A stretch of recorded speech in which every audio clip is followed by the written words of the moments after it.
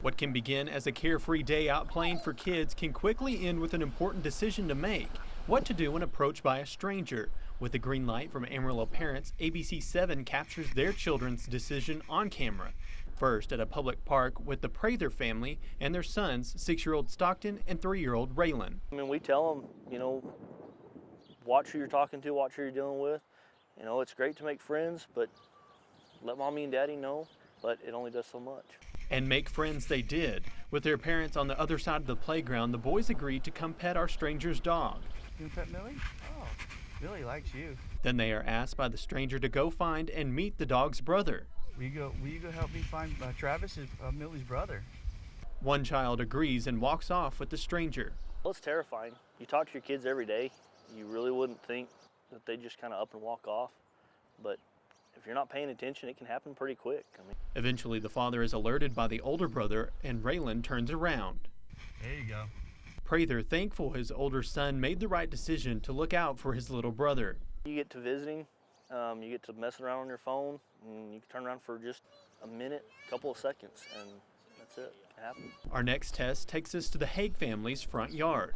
We always talk to her about if people ask her to go with them, that she asks for a password, and they must know the password even if they know her name or mom and dad's name. 6-year-old Gemma's mom, Elizabeth, steps inside for a moment. Our stranger makes his way down the street, and Gemma turns and asks to pet his dog.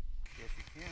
She didn't even hesitate to pet the dog or get near him, and I think that's even a danger that we probably need to talk a little bit more about. But when asked to leave with our stranger to help find another dog, she makes a much different choice. You know this neighborhood. Will you help us find him? I would hate to think that she would just run off with somebody that she doesn't know. Even if she is trying to be helpful, and that's something that scared me because she really likes to be helpful, but she did good. She did good. She got her hand up in front of her face. She kind of withdrawn a little bit there, does it look like? Amarillo police say our second test is a perfect example of the difficulty that children face when determining if a stranger is actually dangerous. A dangerous stranger is a grown-up who asks you for help whenever grown-ups don't really need help. Sergeant Barbie says a dangerous stranger is also someone who asks children to keep secrets from their parents or to go somewhere not known by parents. I think the first lesson you could teach even a very young child is don't walk toward anyone that's not a friend of mom's or dad's. Don't walk toward anyone that you don't know who they are.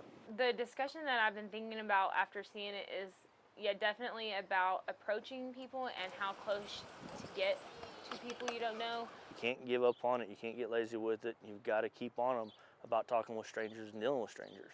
Case Wilbanks, ABC7 News.